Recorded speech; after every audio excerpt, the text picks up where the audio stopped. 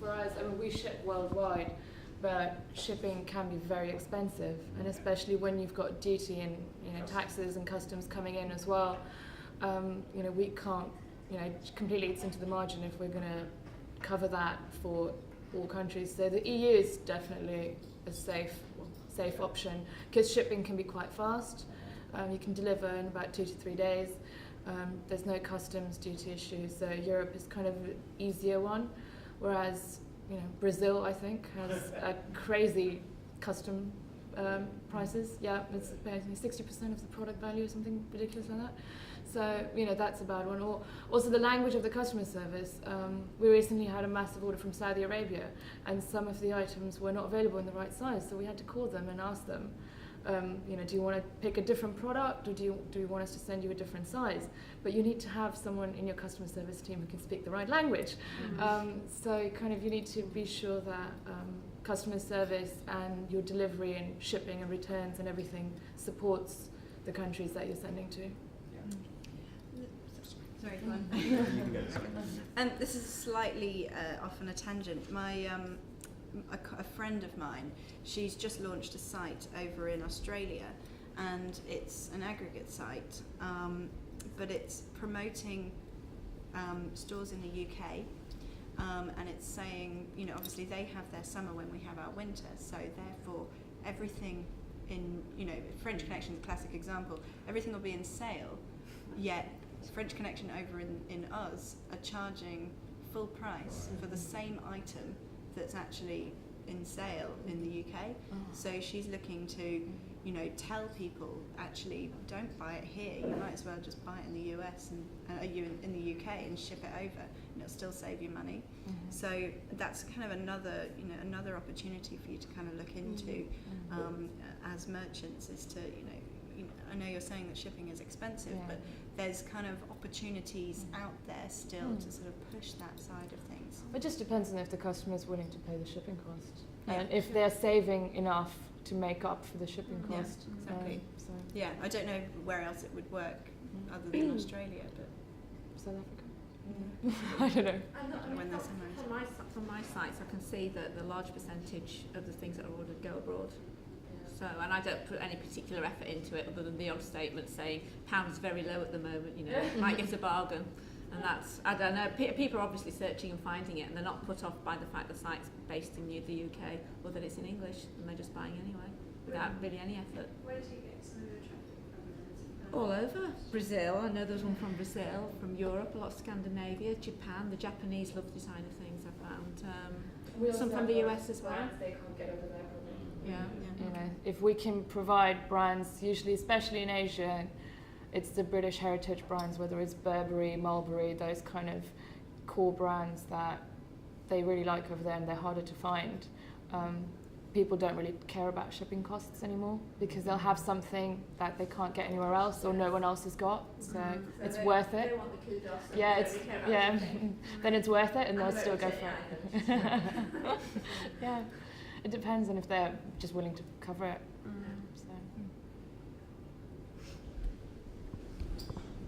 Right, guys. Well, I think we've had a good discussion this morning.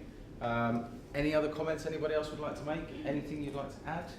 Yeah, I've got a question. Yes, basically. It's more to the affiliates. When, like I've said about a million times, we're sort of at TD and clients are Dorothy Perkins and Nike, etc. Yeah, she's very I mentioned that. But Nike used to have this thing about they'd want to give away products to the affiliates, so they'd send me boxes of football shirts, all that kind of stuff. So it's a question to affiliates, is that kind of products like that useful to you? Can you give them away to your users? Can you, I don't know, try them on and talk about them on site and that kind of thing, basically? Is it worth? That would be incredibly useful to me, very, very useful, whatever you want to send me.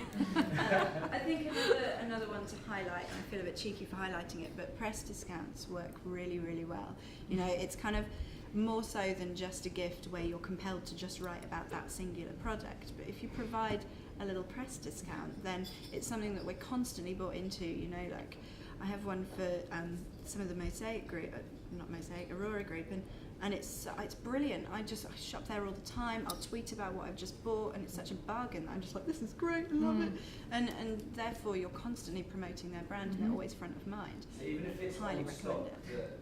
that they have lying around the office, that kind of thing, is still is stuff like that still useful, or is it? We work in fashion,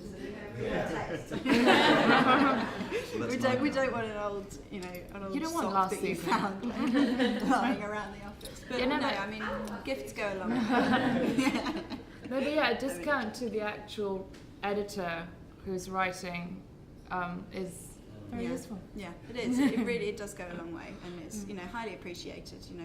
We work in an industry where we're constantly at press days and we're given goodie bags and everything else, and it's all very nice. But it's nice to receive kind of that personal touch, and it is lovely. And I immediately, the moment I get anything, I'm just like, oh my god, this is great! It's like Christmas, and it really does mean a lot. And you really do kind of buy into the brand when you feel you've got that kind of personal rapport with them. What, another hour or so? So you guys are more than welcome to sit down, take it really informal. I'll get out of the way and stop wasting everyone's time.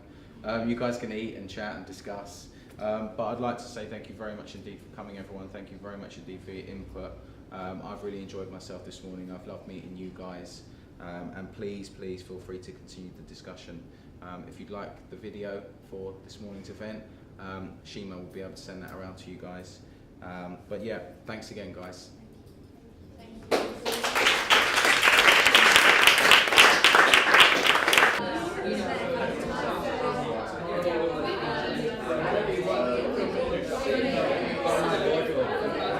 No, I found it really interesting. It was really worthwhile coming along, and it's really nice to. I find it really important to meet all of the affiliates, all the merchants face to face, and kind of build up that relationship. And I think I know Sophia quite well already, but there's a few people I haven't met before, and John from Big Light, for example. We've been on emails for ages. Really nice to finally put a face to the name. Good, in a word. It was interesting to meet the affiliates. Good to discuss our plans. What the affiliates want from the merchant. How we can make things better for them, and really how we can interact with yourselves to make the whole channel a more interesting one for not only ourselves, for the affiliates. And it's all about maximising profit at the end of the day. And I think what we've got out today will help us do that. And everyone who's here is actually specialised in what we all do. So whether it's the agency or whether it's the affiliate or whether it's the merchant, they all really know what they're talking about. And I think rather than having people there that you've never worked with and you probably would never work with, and it's kind of irrelevant, whereas everyone that was here was really relevant and everyone knew what was relevant to their business and the industry. That's always really good. So it's a very good group of people. It's nice to have kind of like a balance between agencies, affiliates and merchants, because we can all interact and discuss our issues or our opinions between one another and offer help where we can. Yeah, we'll come to the next one.